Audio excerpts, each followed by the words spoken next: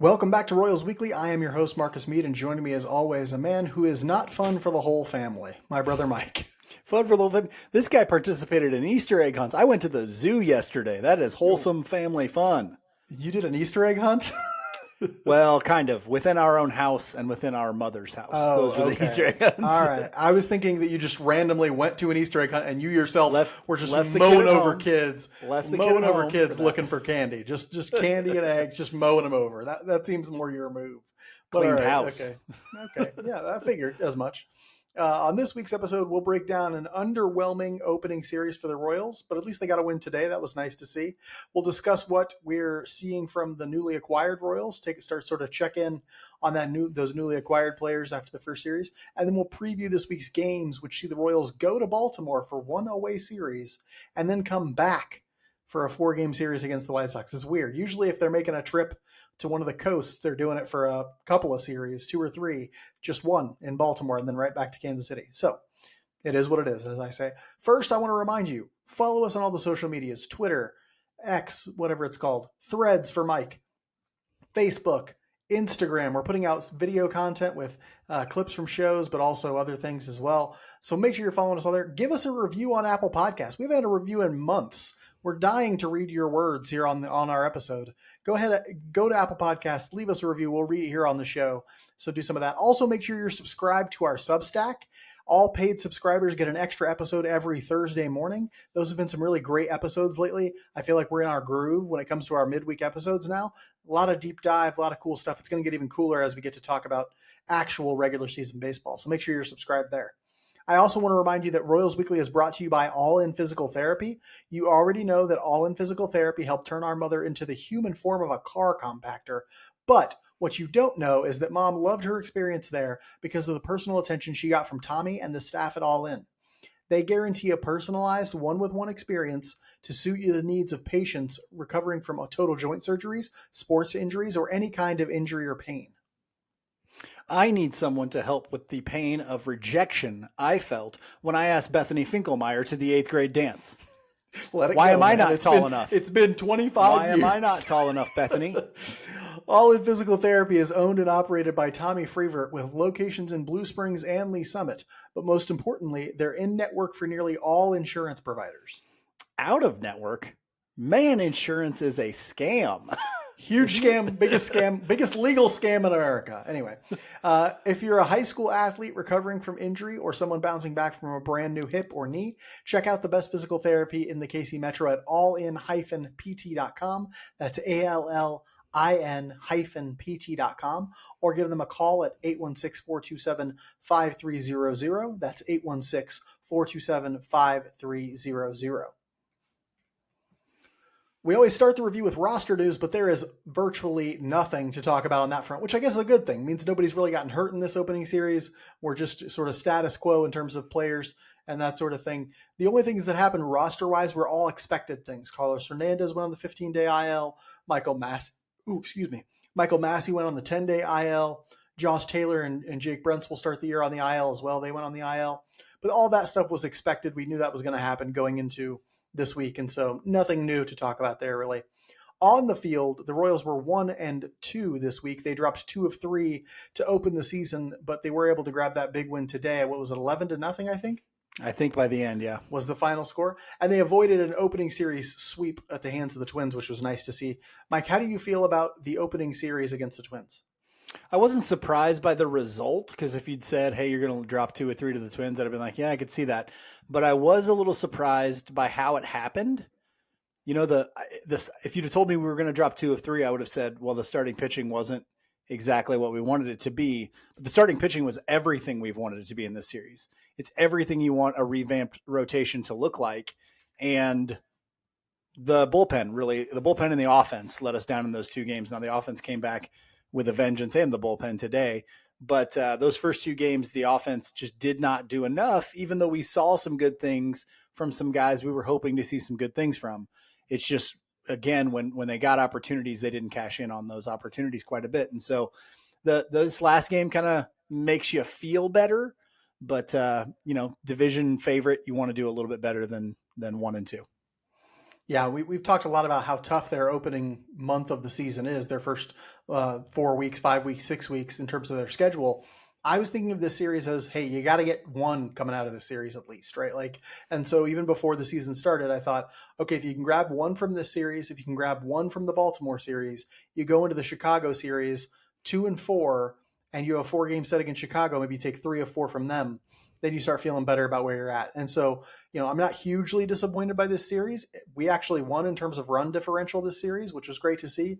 And the offense looks like maybe they found something in this final game.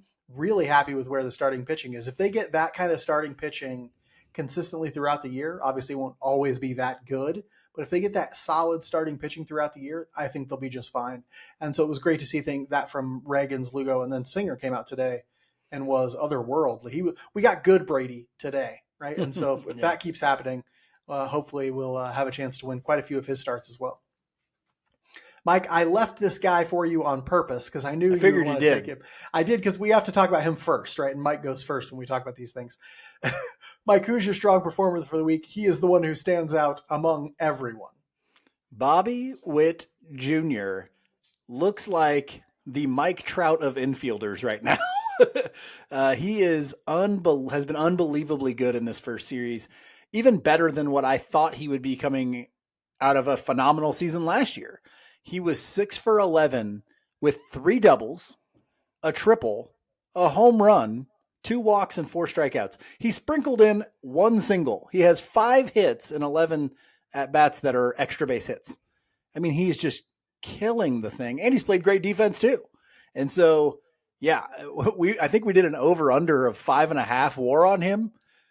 I look like an idiot for taking the under right now. I look like an idiot.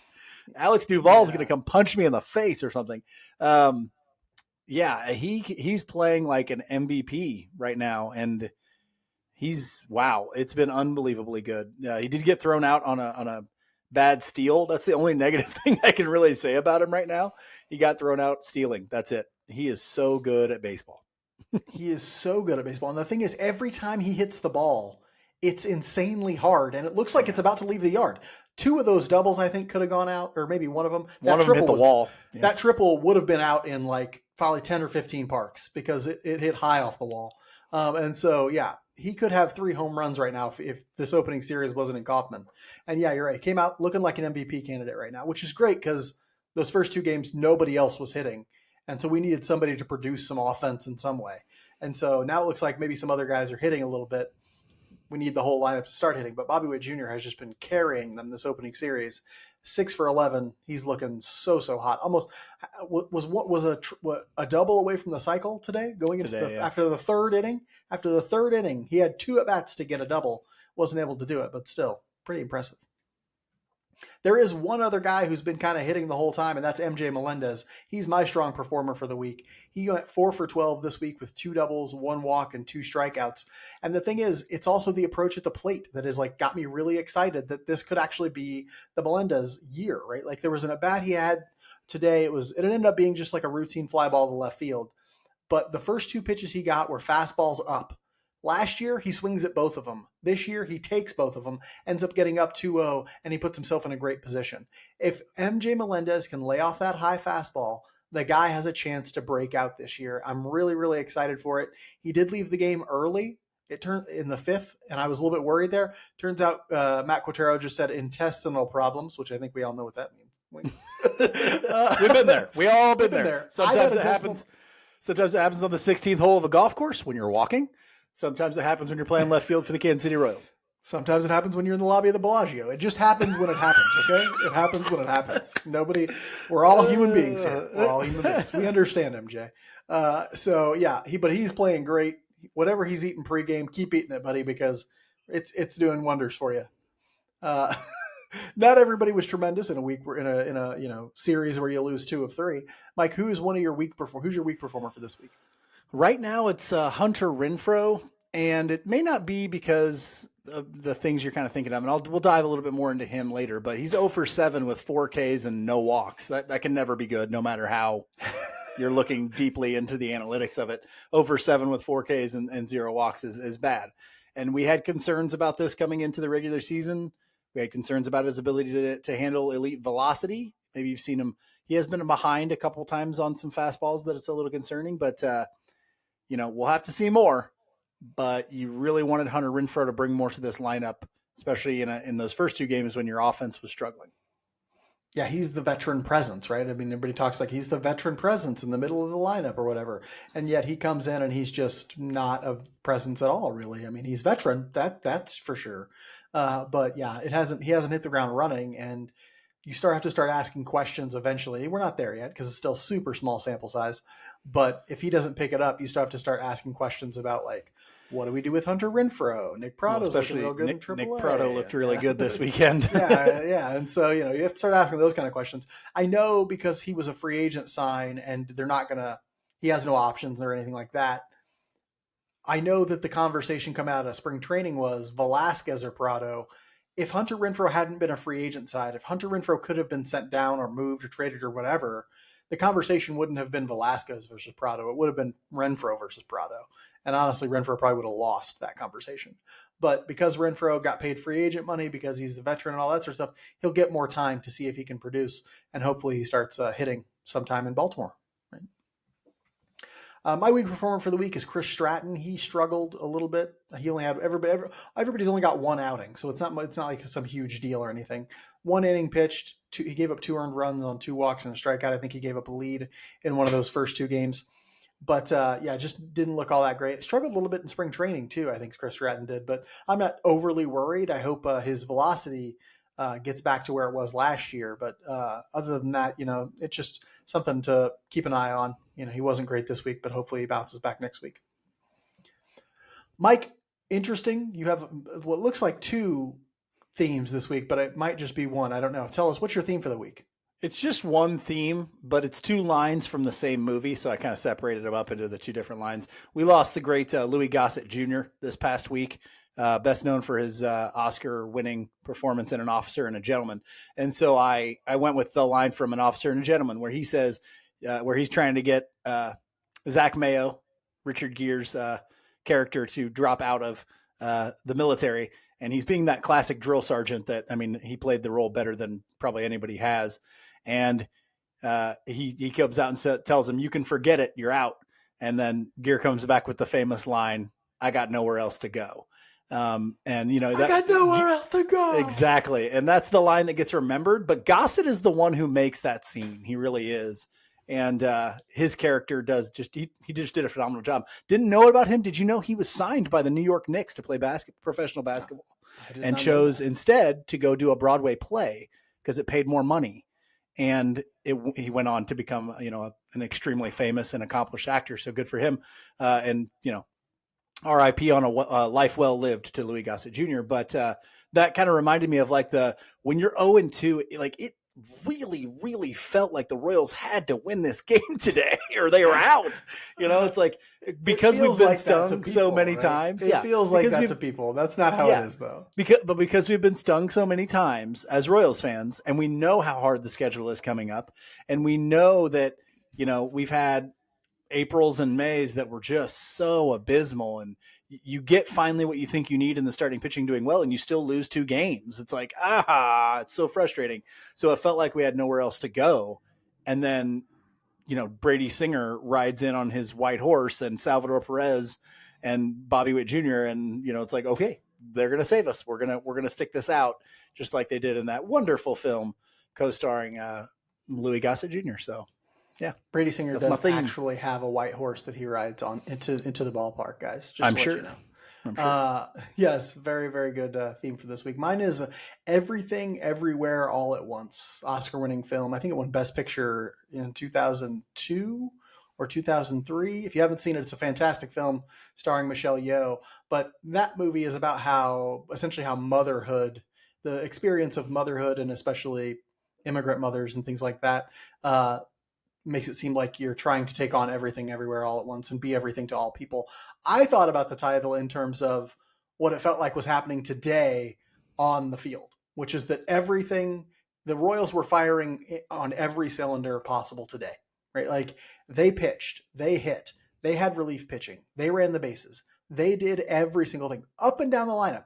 Nelson Velasquez had 2 hits, including a home run. Kyle Isbell had a home run. MJ Melendez had hits. Everybody had hits. I don't know if that's actually the case, but it seemed like up and down the lineup, everybody was getting hits. Singer comes out and throws 7 shutty. Then comes Matt Sauer, makes his major league debut with a clean inning. Jordan Lyles gets in there and throws a clean inning. It was just one of those everything clicks all at the same time games. And those are amazing to have. But it also shows you that the Royals have potential as a team. If they can keep getting good starting pitching, they don't need it all to fire all the time. They just need some of it to fire enough of the time. And hopefully that can continue to pick up as Baltimore, or as they head to Baltimore. Royals Weekly is brought to you by Knapp Family Wealth. Mike, can you think of anything more important than securing your financial future? Seizing every day with the wonder of a... No, that's stupid. Securing your financial future is one of the most important steps someone could take for themselves and their family, and Knapp Family Wealth is ready to help you pursue it. This isn't some big faceless corporation we're talking about here. Knapp Family Wealth is run by J.C. Knapp. He's a huge baseball fan, and he's been helping people plan for their financial futures for 20 years. He can help you with retirement planning so you don't have to work until you're dead, education planning so your kids learn to read good, investment management so you can get all that money from out of your mattress and get it working for you. Don't spend another day thinking you've got it all figured out, because trust me, you don't. Check out Knapp Family Wealth at knappfamilywealth.com. That's KNAPP familywealth.com. Securities and advisory services offered through LPL Financial, a registered investment advisor, member FINRA/SIPC. We haven't seen much real baseball yet, but we got to talk about something. So we're going to take a look at the Royals' new additions and talk about how they've performed so far this season, maybe open up any questions or concerns that we have about each of these additions. We're not going to cover all of them. They got plenty of new players on the roster, from everyday players to part-timers and all that sort of thing. We're going to talk about a few of them, especially those who've gotten significant playing time up to this point. Mike, I want to just sort of go through the list of these new additions we're going to talk about, and we're going to start with Seth Lugo. What were your thoughts on seeing Seth Lugo in that first series this week? Textbook Lugo, classic Lugo. That performance was exactly what you signed him for. He filled the bottom of the strike zone with fastballs, and then when he was looking for the strikeout with it, he'd go up with it. The curveball in the bottom, the slider in the bottom, getting a lot of ground balls. It just looked like exactly what you want from Seth Lugo all year long. It was a great outing for him. And yeah, that in case you were wondering, like, well, why would the Royals want to get that? Because that stuff, the stuff he was doing, it doesn't shut down. It doesn't go into slumps, like he can locate the ball down in the bottom of the zone and get ground outs. And that doesn't really go into slumps. Like, oh, well, if his velocity goes down a little bit, he's going to get crushed. That's not who Seth Lugo is. He'll just throw a different pitch more. That's what he'll do. I mean, that's just how he goes. And so it was textbook Lugo. I was happy to see it. And I'm happy that the Royals fans are going to get to see it, because I think when you come from what we did last year, I think they're going to appreciate a Seth Lugo a lot. Yeah, and honestly, I think his velocity was a little bit down in this start. Like, you're right. Like, if it's down, it doesn't matter. Like, he can just because what he's going to be trying to do is throw sinkers and get you to ground the ball, hit the ball into the ground. He's going to try and get you swinging over the top of that curveball. Like, that's his game, and that doesn't change really from outing to outing. So you're right. We got to look at what essentially we're going to get from Seth Lugo the entire time he's pitching, right? Like, my hope is that's for like something like 180 innings. I think that would be a good number for him this year. But it also, watching him go out and just be that level of consistent, and it wasn't just like, he wasn't dominant. Dominant's not the right word for what he did. He got hit hard a couple times. He got hit hard a couple times. He got a couple of amazing defensive plays behind him from MJ Melendez that saved a run or two, and from I think Michael Garcia made a couple of really good plays that saved runs. He needed the defense, but that's who he is as a pitcher too. He needs the defense. It's a complementary style of pitching. Cole Reagans goes out there and he's going to try and strike out the world. He can be that kind of dominant. Seth Lugo has to be consistent and has to use complementary pitching to sort of use the defense and that sort of thing, which is great and fine and often leads to guys throwing more innings and a little bit more consistency. What watching him reminds me of, though, is that we have no sense of what it's like to have a rotation that has depth to it. Like, it's weird for me because when Lugo had his start, but they ultimately lost the game, for some reason, I had this feeling like, oh crap, we're past the first two starters. What are the odds we're going to get wins? And then I look at our rotation. I'm like, wait, we got Singer, we got Waka, and then we got Alec Marsh. There's a decent chance we can grab wins in those games too. Like it's just going to feel really weird having consistency throughout the rotation. If that sort of thing, if these guys stay healthy and they can perform and that sort of thing, it will be an unusual feeling to me as a Royals fan to have the level of depth that a guy like Seth Lugo represents, I think. What about Adam Frazier, Mike? We've seen him play. Has he started all three games? I think he started so, all yeah. three games at second base. What are your thoughts on watching him play so much and what he's done so far? Well, I feel like you've kind of seen what he can be or why he came in. He's hit a little bit. He got, I think, a 2-run single today. He actually had a hard hit ball that he got out on today as well. And I want to talk about that. Hits. Stop real quick. I want to talk about that because I went back and forth in my own mind on this, right? Like, let me paint you a picture. I think there's a guy on third. There's one out. There might be a guy on first too. I'm not entirely sure. Or second and third. I think it was second and third. Yeah. Second and third, one out. Frazier's up to bat, right? The Royals have scored, I think, 5 runs at this point. 3 or 5, maybe just 3. I can't remember. They'd scored a few at this point. And so I'm like, okay, one out. You're Adam Frazier at the plate, which you're not a home run hitter. You're not a run producer. It's your job to bring that guy in from third. Like, that is your main job. You were signed on this team to situationally hit. What does he do? He hits a hard line drive, which is good, but it's caught by somebody, right? Nothing that could ever it was caught on the infield at first base. Nothing that could ever bring somebody home. It was on the ground, but yeah, it was hard. It was basically, it might have been a line drive. He might have caught it, but if not, it was a ground ball. The guy was standing at first and just stepped on first. But anyway, I was of two minds at that point where I'm like, good, he hit the ball hard. But then a part of my mind was like, you were brought in to situationally hit. You can't bring the guy in from third. Like, what are you doing? Like, do you see what I'm saying there? Am I crazy, or should my expectations be lower? Like, I don't know. I think most major leaguers are trying to hit the ball hard, right? You hit the ball hard, you get the best chance of bringing that guy in. Now, you want it to be in the air in that situation. You don't want it to be on the ground, which it was. I mean, it hit the ground, at least one hopped before it got to Carlos Santana at first. But yeah, I mean, I see what you're saying. In the terms of outcomes, that was not the outcome that you wanted, but the process seemed like okay because he hit the ball pretty hard, right? Yeah, I think this, after what I've seen in the first one, I think, okay, Adam Frazier is exactly what you kind of want him to be. But when Michael Massey gets back, you probably want Massey in there, but he was probably always Michael Massey insurance. And so since he's Michael Massey insurance, you're okay with what you've gotten from him so far. He did have a defensive miscue in not today's game, in yesterday's game, I believe.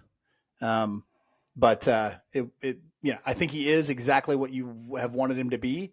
You're not ever going to count on him to be a real run producer. But yeah, I agree. You want him to get that guy in from third for sure. Yeah, that's the only thing that irks me. I think you're right. I think he's played exactly as you would want him to play. He's gotten a single here or there. He's done that sort of thing, which he's been able to do throughout most of his career. But it irks me a little bit when he doesn't do those little things, like he makes that error at second, when he doesn't bring the guy in from third and that sort of thing. It's those little things that irk me because that's ostensibly what he's there to do. That's the value that an Adam Frazier brings to the team. It also irks me just a little bit that Lofton is sitting on the bench while he's playing, right? Because I'm like, yeah. I get the Massey thing. I get it's like, okay, when Massey comes back, he should take the second base spot and all that sort of stuff. But part of me is like, but maybe Lofton should already have the second base spot. Like, yeah. I think that, there's a little bit more potential there. That's just of my own opinion. I get why they don't do it. Frazier is the veteran. He has the longer track record and all that sort of thing. But, me being, sort of interested in Lofton, I'd almost rather see him starting more games at second base. Mike, we talked about him a little bit already. Your boy, Hunter Renfroe here, is our next new addition to talk about. What are your thoughts on your boy? I don't know. I like to assign him as your boy. What are your thoughts on Renfroe? Why is he struggling so much at the plate? He's struggling so much at the plate because he can't get the damn ball in the air. If you watch that first game of the season, the regular season, the opening day, he hit 2 really hard balls. And if you look at the average exit velocity he has right now, it's high. It's like over 100. The problem is his launch angle is minus 5.5 right now. So he's beating everything into the ground. And the shortstop made 2 good plays. He hit basically the same 2 hits. or hit the ball the same way twice on opening day, both really hard, and to the right of the shortstop, and the shortstop made a good play both times. But you're a home run guy. You're a power guy. Get the ball up in the air, Hunter Renfroe, if you want to continue to get at bats. Plain and simple. And you're seeing a guy now like Nelson Velasquez look pretty good today. We've said his approach looks really good. Some of those balls are going to get over the fence, and some of those hits are going to start dropping. As if he keeps hitting the ball into the ground, Nelson Velasquez is going to start taking some reps in right too, and then you can put Lofton at DH or anybody else you want to at DH, maybe Nick Prado, whatever. But got to get the ball in the air. Yeah, he does. He also has to stop striking out, right? Like four strikeouts and 7. 4 strikeouts, no walks. Yeah, no walks. That's not what you want from him. And so, yeah, the question, they'll have to deploy him in good situations. They'll have to make sure he's not facing elite velocity and all that sort of thing. The thing is, if he wasn't paid decent money, he wouldn't be in the majors right now. And so part of me is like, they're kind of in a tough spot, right? Like they're in a good spot if he hits. If he starts hitting, if he starts putting balls over the fence like he's supposed to and that sort of thing, they're in a great spot because then they can trade him. They can bring back some prospects. They can bring Prado up when he's ready and all that. If he doesn't hit, they're not in a terrible spot because they're just like left with the money, but they're not going to be able to move him. Like even at $8 million, unless if he doesn't hit, they're going to have to either eat all that salary, eat a huge chunk of it, something like that, because it just, there's not much value to him other than the ability to hit. And if he doesn't do that, what do you have? You have virtually nothing. And so, all I'm thinking is, you're right, Mike. He needs to get the ball in the air. He did hit a couple of balls hard, and that's good to see. But you can't strike out at like a high percentage, Renfroe. You're not like, you don't have the hit tool to strike out 30% of the time. And like, it's just not going to be good enough. And so hopefully he can sort of rebound as we move into Baltimore. It's a lot easier to get one out of Baltimore. So maybe just like a nice fly ball and maybe it'll go out, Let's talk a little bit about one reliever who got to pitch only an inning so far and didn't look great. Mike, what are your thoughts on Will Smith from what you've seen so far? Yeah, not a great first outing for Will Smith, but I'm not really worried because some of the things I saw there, I was like, that's a pretty good pitch. They just hit it. And so that was kind of my feeling after the Will Smith outing. I think he's going to be okay. We even saw MacArthur give up a run in that outing. I think he's going to be fine. I think he's still the Will Smith that we thought he was coming in. He's never going to be a dominant closer type, and I think a lot of teams wouldn't be using him as a closer really. But for the Royals, I think that's the role he's going to fill still, and I'm still not worried about being able to move him or his ability to have success. Yeah, I'm not worried about anything like that. My only thing is so I was a little bit happy that his velocity looked like it was up a little bit in this first outing compared to where he was at in spring training. We saw him in spring training, and he was 88. Not registering very 88, 89 tops on the gun sometimes. And he was up to 91 for, I think, sitting mostly 90, 91 on the gun in his first outing, which was nice to see. The stuff, though, my concern is that, guys were just on him. They were having good plate appearances and all that. What if the stuff has taken a step back and now guys will be on him a lot? That's my concern, right? He is not young. It's another year older, another year gone for him. And so I just worry that, the Royals are going to rely on him in some high leverage situations. What if it's not so hard to hit Will Smith anymore? Royals Weekly is brought to you by Eric Oxer of West USA Realty. Phoenix has all of our favorite things: year-round golf, year-round baseball, and Eric Oxer of West USA Realty. Whether you want to buy your dream retirement home or just stay a while and catch spring training, Eric can help you find the perfect house for you. We've known him for 30 years and trust him far more than we even trust each other. I've seen Mark take several pennies, never seen him leave a single penny. Yeah, it's just take a penny to him. I feel like leave a penny is more of a suggestion. Eric does long-term rentals for the snowbird crowd and home sales and purchases for those who want to stay a while longer. Are you a baseball player or parent who needs a place in the Phoenix area? Eric will find you the perfect spot fast. Want to spend your days shanking golf balls into the great beyond? Eric knows the golf scene like Mike knows the dialogue of the early 2000s rom-com Love Actually. Find Eric online at ericoxer.com if you can figure out how to spell his name. It's ERICKAUXIER.com. or just shoot him a text at 480-383-9745. That's 480-383-9745. Even if you're just curious about what he can do for you, he's 100% no pressure, one of the best people we know. And he always brings his own bags to the grocery store. Cares about the environment. It's a full slate of games and a lot of travel for the boys in blue this week, as they'll head to the East Coast for a 3-game series against AL East favorites Baltimore Orioles before heading home for a 4-game set against the White Stockings of Chicago. That's what I'm calling them now. The White Stockings of Chicago. Mike, tell us about the Baltimore Orioles, a team that looks too good for it to be fair, other than the Dodgers. Yeah, yeah, they're really good, and they got a bunch of good players in the minors too. So yeah, it's gonna be a tough one. But I do like the pitching matchups that we have early on in the series, so that's good. Baltimore's 2-1 right now. We'll get Michael Wacha against Dean Creamer. Funny, 28-year-old right-handed pitcher out of UNLV. He's a 4.12 ERA last year with a 1.31 WHIP. He's got a four-seam fastball that sits in the mid 90s, a cutter, a sinker, a changeup, a curveball. He's a very average pitcher. He remember the ground in our midweek episode we talked about ground out to fly out ratio. He's got a good one, but that's largely because his fly balls, they often go over the fence, and so he can give up the home run, Creamer. And so he in that small ballpark, maybe we can put some out like we did today. In the second game, I just really want somebody. I want them to crush Creamer, so somebody can be like, "Creamer's getting creamed out there." He's getting creamed out there. I will be the first one to throw that out there if that happens. Oh, it'll be terrible, and everyone will hate you. I love it. Alec Marsh versus Cole Irvin will be the second game. 30-year-old. Oh, and that's another weird thing that the Royals kind of announced. They're not skipping this guy. They're not skipping Alec Marsh, even though they could and still have 5 days rest, which is somewhat interesting.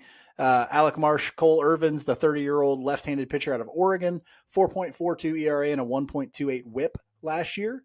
Four-seamer that's in the low 90s, changeup, sinker, cutter, curveball. Last year, hitters had big success against the changeup in a small ballpark like Camden. Perhaps we can as well. They had a 632 expected slugging against the changeup. So be sitting on that off speed and maybe you can hit one out like Isbell did today on that changeup. It was a changeup Isbell hit out today. Reagans will then be in that last game. Cole Reagans versus Corbin Burns, a good pitcher, 29-year-old right-handed pitcher out of St. Mary's, 1.50 ERA and a 0.17 WHIP in his one start so far. Had a lot of good years with the Brewers, old Corbin Burns did. He is known for that cutter. He throws a cutter in the mid-90s, a curveball, a slider, a change. He throws the cutter about 50% of the time because it's a very good pitch. He threw the secondaries a little bit more in the first start, so maybe he's easing off the cutter a little bit. But, yeah, that'll be a good pitching matchup with Cole Reagans versus Corbin Burns, two guys who know what they're doing and have some good stuff. So hopefully I like our matchups. I like the pitching matchups in this, so hopefully we can get maybe 2 out of 3. I would love 2 out of 3. I would strangle a kitten for 2 out of 3 right now. Okay. Don't do it, Mike. It don't hurt your soul. Yes. After that, we're coming back home. 4-game set against the White Sox. They are 0-3 to start the year. No, they've lost. Yeah.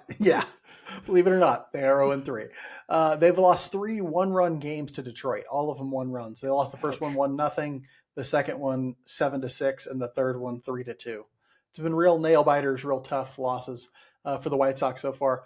They're a mess of a franchise right now. Like the Royals are kind of always a mess, but they at least have some kind of direction, it looks like. I have no clue what the White Sox are doing in terms of organization building. Sometimes it looks like they're just giving up and going into a rebuild. Sometimes it doesn't. It's all over the place right now. They still have some good players. Luis Robert, Corey Lee, Braden Shoemake. I think it's just Shoemake. They're having good starts so far offensively. Garrett Crochet, their number one, had a really great outing, his first outing. Guy with great stuff who's had some injury problems, and that sort of forced him into the bullpen previously, but they're having him start this year. They also have Eric, I don't know how to pronounce it, I'm going to call it Fetty, who they signed this offseason, I think from Korea, I want to say. A lot of people were hoped the Royals might be in on Eric Fetty, but no, he's with the White Sox. He had a decent outing in his first time out too. Yes, Michael. They still got Mancado. Yohan I think Moncada? I think so. so. I I think so, like but him. there's no knowing if he's healthy ever. Like Yeah. he's hurt a lot, and so they're sort of half in, half like that's their half in, half out nature. Like they let Tim Anderson go. They've Jose Abreu's Dylan gone. Cease. They gave Dylan away Dylan Cease they Cease. traded away. They let Lucas Giolito walk. Like they let a lot of guys leave or traded a lot of guys away, but then they kept guys like Luis Robert, Yohan Moncada. I think they kept Eloy Jimenez. Just Andrew Vaughn. They're sort of half in, half out right now, is what it looks like. We'll end this week's episode like we end every episode with our Just About Outside segment, where we talk about something that's interesting to us outside the world of baseball. Mike, what have you got going on? What has been happening in your life this last week? Well, it's been really busy. I got spring break this week, though, so I'm pumped for that. Like I said, we went to the zoo yesterday, and I was going to do it about the zoo but I've already done it about the zoo, I think, like a couple of years ago. First off, Kansas City Zoo, you're awesome. Way to be awesome, Kansas City Zoo. Be a friend of the zoo. It's only like $75 a year. It's awesome. Anyway, but I didn't want to do that because I've already done it. So I was talking to our mother today. We went over for Easter dinner, and I was telling her I was like super kind of dreading this weekend and next week because as a teacher, and I'm in the middle of coaching right now as well, I I tend to push things to those free times that I have. So it's like summer break, winter break. You get just piled up with doctor's appointments, dentist appointments, cleaning out the garage, doing all the home repair stuff that you have to do, maintaining all your stuff, cars and everything. And so I did that again, like I always do. And I was kind of dreading this weekend because it was if I wanted any days off next week, I had to do it all this weekend. And I'm leaving work on Friday and I call my wife and I say, "Hey, what are you doing right now?" Because I knew she got off work a little early and I was like going to try and procrastinate on mowing the yard. And I was like, you want to go hang out, go to happy hour for first before I go home and have to mow the yard? And she's like, "I'm mowing." I'm like, "What?" She's like, "I knew you had to mow the front yard. So I went ahead and did it for you, or I'm doing it for you." I'm like, "Oh, that's awesome. Thank you." At first I was just like, "That's so great." Cause it takes that off my plate for today and all that stuff. Then come to find out, I wake up the next morning, or actually I woke up from a nap that I took. Sometimes I nap at the same time as our son. And she's like, "Oh, by the way, I did all these other things for you so that next week you can have at least a couple days where you don't have anything you have to do." And I'm like, "Oh my gosh, what a wonderful thing." Like, and then it makes me appreciate. And that's why for the Just a Bit Outside, I have why I love having an actual partner. And I'm never going to tell anybody else how to have their relationships or how to live their life or have their relationships. But when you I have will. somebody who is yeah, gotcha. When you have somebody who is an actual partner, it's like, "Hey, I can trust you to do these things, or I can like when you see that I'm overwhelmed, I don't have to ask you to take on things. You just do it." Okay. It's such a fantastic thing. And she saw that and she didn't have to do it. She did this like to let me have days off, to let me just have some days free. She could very much be resentful that I'm a teacher and I get summers off and I get a spring break because she isn't in education. She doesn't get any of these things. And she doesn't do that. She says, "You know what? I want you to be happy. I want you to have a day or two where you don't have to load your plate with a bunch of stuff around the house or taking care of other things for us." And so she went out of her way to do those things, and knowing that when that happens, I can count on somebody else means a lot to me. And so, I'm not going to tell anybody else how to have their relationship or anything out. But if you're a younger person or you're a single person, when you go to find that other person, whoever they may be, you might try and find somebody you think would be a very good partner for you. Don't just think about the things that they talk about on movies. Think about how can this person, how is this partnership going to work and how can they help me on top of the other things, yes, physical attraction, all the, Very, somebody who's very intelligent and funny. utilitarian of you, Mike. It is, but I'm 38, I love my wife You are and 38. all that stuff. But yes, the physical attraction is important. Yes, somebody who takes care of your emotional needs and all those other things, all very important. Okay. But find yourself a great partner. Thank you, Morgan, for all the help that you gave me this week. That's fantastic. Thank you, Cheeks. Yes, Mike, get off your lazy ass and mow the lawn. I did the backyard and I Oh, okay. sprayed and weed eated and did all that stuff. But all right, well, that's good. Yes, thank you, Cheeks. You're a wonderful partner. let's see. She's not going to No, listen to this, but okay. Okay. Well, then never mind.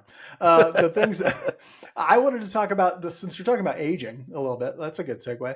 I want to talk about the things that I've started to appreciate more and more as I age. So Mike and I, when we were in our early 20s, we lived like men in their early 20s.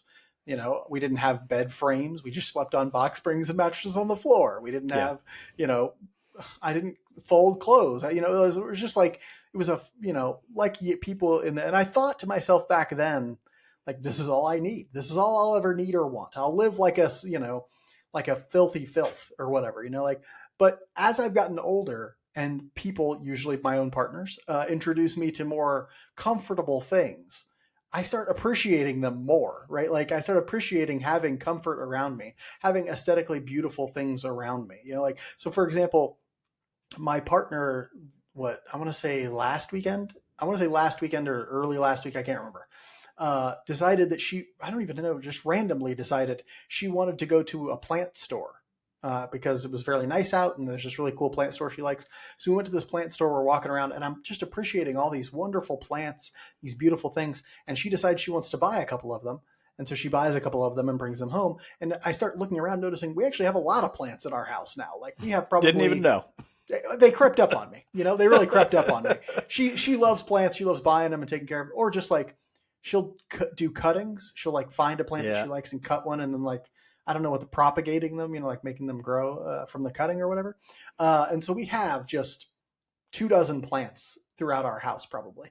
And I was just sitting there today like, this is really nice. It is really nice having these new plants and all these plants. I feel like I'm like living in a, you know, in a garden, like in a British garden or something. It's really wonderful. And it made me think like, man, this is probably good for my mental health to be in a situation where I have like what feels comfortable to me all around me, you know, like as opposed to, you know, eating frozen burritos and sleeping on the floor, you know? I think what you're saying is your partners have made you soft. I mean, They've probably, taken you, yeah. probably like, too. I used to eat raw meat on the floor and chain myself to the radiator and. But I'm also old now, and so I don't need to be that way. Yeah, no, you like, I be, feel like, oh, yes, I am softer, and I want to be softer. Yeah, right? Like, just go stay at someone's house and sleep on an air mattress one time, except for Eric Oxford's because his air mattress is fantastic. But stay at someone's house and sleep like on the floor or on a couch one time when you're 38 or 40 or 45, and you'll be like, why the hell did I ever do that for a whole year or whatever you did when you were in college or just got out of college? It's okay. a nightmare. Just a quick anecdote for insight into Mike and I's life for the hardcore listeners who stayed with us this long. When Mike and I lived in Kansas City, when we went to Maple Woods Community College many years ago in our early 20s, we lived in an apartment with our brother Rich. Okay. It was the three of us, but there were only 2 bedrooms and only 2 beds. So whoever fell asleep last that night just had to sleep on the love seat in the living room. That's how we lived back then. It was just like, okay, no assigned bedrooms. You just sleep in whatever bedroom or bed you happen to want to be in at that time. And the last person gets stuck on the love seat. And the love seat doesn't actually hold any of us. It's too small. Yeah. So most of the time you're just sleeping on the floor, right? Like that's how it went. That's an existence right there. That now I look back on it and I'm like, I don't ever want that. What the hell were we doing? Anyway, a little personal info from our clan. Join us again next week, or subscribe to the Substack and come get a midweek episode, or join us next week. Your choice. We're going to talk more Royals baseball. Hopefully they go 7-0 this week. But if not, either way, we're going to be right back here. So until then, be good to each other. And go Royals.